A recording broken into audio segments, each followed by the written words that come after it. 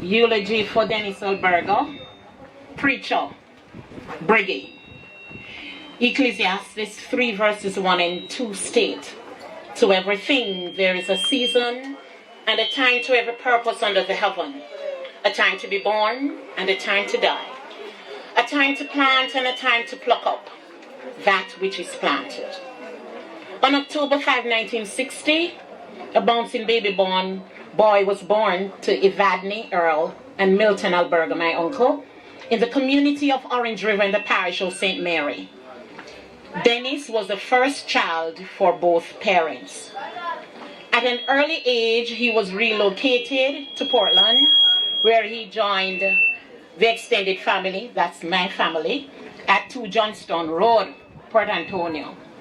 He was mothered by our grandmother, Dracilda Campbell, known by many people who are much older as Miss Pat, and instructed in a fatherly way by her husband, Wilfred Campbell, fondly called B-Pat. Over the years, my mother, Joyce, his aunt, also assisted in his socialization. Now, ladies and gentlemen, I am from 2 Johnstone Road, Port Antonio, and many of the times we tend not to respect the background from which we're from. At my age, 2 Johnstone Road, Port Antonio, Prospect, Port Antonio are seminal in my development and the development of not just my biological brothers, but there were other brothers that were there. Denis became a part of this ragtag group. They would visit the Port Antonio Infirmary, you know what you call the poorhouse, right down there, so, at nights, to watch television in black and white. And they would go to what we call then Delmar Theater, that's a cinema, to watch double bill, triple bill, karate movie, Dracula movies, and on their way home, they would use cane trash to make cross because they were very scared because the place was dark. Many of you, the way you know Port Antonio now, wasn't how it was then. There weren't a number of street lights. So you would understand how mystic it was after watching a Dracula movie and on your way down. This crew consisted of who I will characterize as the area leader. That's my brother Patrick Roberts. He was the leader of the crew. Alright, Dennis's brother Paul. There was one named Wamo, Dude, his cousin Aston, and Bump. Many of them lived with Bump, came at an early age also. Now I was actually reminiscing and looking at what point and what age Denis came to live with us. And I can tell you that I knew from Port Antonio Primary School, I knew Denis from grade 2, grade 3, and all my life forward. So it would have been that Denis would have come to us possibly at about 6-7 years of age. Alright? Now, Port Antonio then was a place that was so unspoilt, no crime and violence. So there was no curfew time for children to reach home. And Denis actually, he honed his creativity in the community called Prospect. Anything you did, he could have built a rhythm on it, right? He could have built some lyrics on it.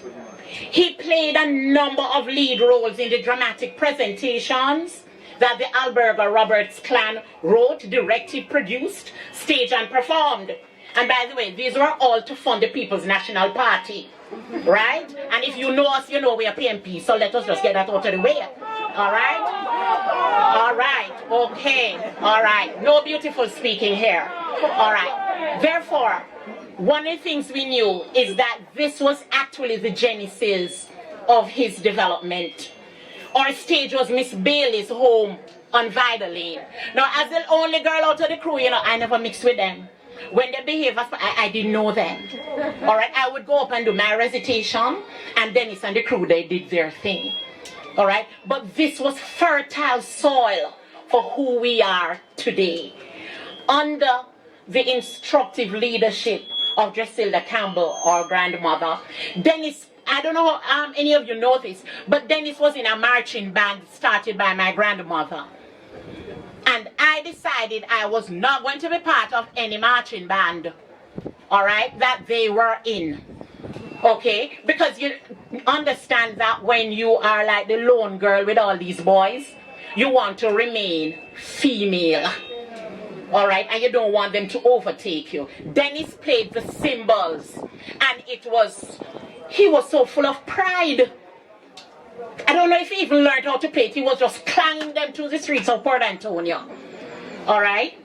My story is a different one because my mother had a piece of stick that forced me to stay in the band playing the tambourine. And my mouth was longer than the length of Port Antonio. Anyone who knew Two Janton Road then knew that music was an important part of the life of Miss Joyce Boydem, of which Janice was a part. Alright? It played a seminal role in his life. He won the parish championship for the JCDC DJ competition. And he went on to the national competition held at the National Arena in 1984. And he won. He won that competition. He was accompanied by a massive crew. Colin Roberts was a part of that crew. And he used the moniker Preacher. And he was dressed in full preacher regalia. Dennis was the first celebrity in the community. Now you just think of the confidence and grit that it took for somebody to create these original lyrics on his bike or in the bathroom. You know, when Dennis in the bathroom, everybody heard him. Because that was the fertile soil he needed to create for the creative genius to come forth. Alright?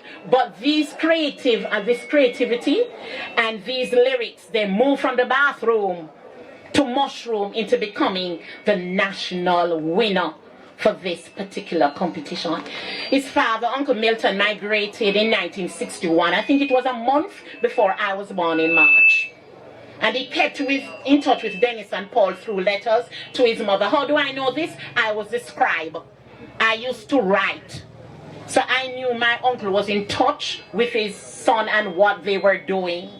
Alright? I knew when Uncle Milton was posted to Cyprus. And he was in the British Army. And all the registered slips and envelopes that came, I never opened them. But I responded to them. So I suspect now as an adult that money came into them. But you know, our Jamaican parents tend not to say money. So I would write Uncle Milton and thank him for the thing. And we know what the thing meant. Alright? In his latter years, he actually found his way to his parents, Milton and Evadne, and forged a close bond with them. He attained his education at Port Antonio Primary, Orange Bay All Age, and Port Antonio Secondary. According to Malcolm X, quote, education is a passport to the future, for tomorrow belongs to those who prepare for it today. He had a passion for education, and he was able to realize his dreams because he wanted to become a lawyer, all right? But that's quite fine. He was quite creative with his stories, and he could spin you lyrically more than any lawyer in the courtroom, all right? And he was able to achieve these dreams through his children. He was always industrious and independent. He was employed to Dale and Company law firm. He worked with Patrick Logan. He worked with the AMC, if you remember the AMC. Ambition, it was Bill Bradley who said, ambition is a path to success.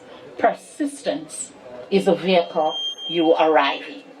He was ambitious, he was persistent, and he was loyal to his family. He was loyal to his job. For 31 years, he worked on the cruise ship. And where did he start? As a pot washer. And what was his promotion? He became a pastry chef.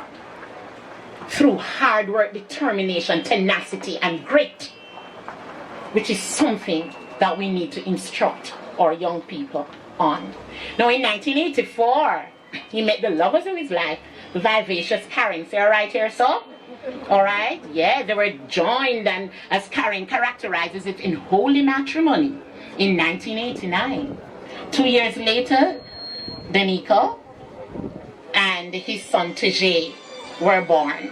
And Melanie was his first daughter. I remember when Melanie was born. I remember when Melanie's mother got pregnant. And I said to myself, Dennis, in a whole heap of trouble now. Alright? And he would often share with his friends that he would marry again, but to whom? The same Karen. He was a daredevil on the bikes. A lane that prospect. When they come a lane, you know, a big something. Right? Everybody gather. Alright? It was like a spectacle. It was a theater. Because he would perform his stunts. He was always passionate about his friends. And he was unconditionally loyal and kind. He always believed that if you were his friend, you should listen to the truth, whether in good or bad situations. A quote here says, the fear of the Lord is the beginning of wisdom. A good understanding of all that do his commandments, his praise endureth forever. He liked to quote the Bible, and that is why this eulogy is replete with a number of biblical scriptures. And he would spend a lot of time engaging his friends with biblical topics. All right? Now, Karen says that at home, you always hear him say, work is work. He would spend more time than usual on a task because he believed in doing things to the best of one's ability. But whenever he removed the things to clean, he not put them back. Right? And she characterized it that he was clean, but not necessarily tidy. All right? Work that out in your head. All right? In March 2020, he felt a pain in his left side. He was taken to the hospital. He was diagnosed with pancreatic cancer. He fought valiantly, and he lost that battle on December 16th. He was a loving and caring father, good husband, great friend, and a kind soul to many. God knows he's now resting. He'll be missed greatly. He leaves a treasure trove of fond memories for all.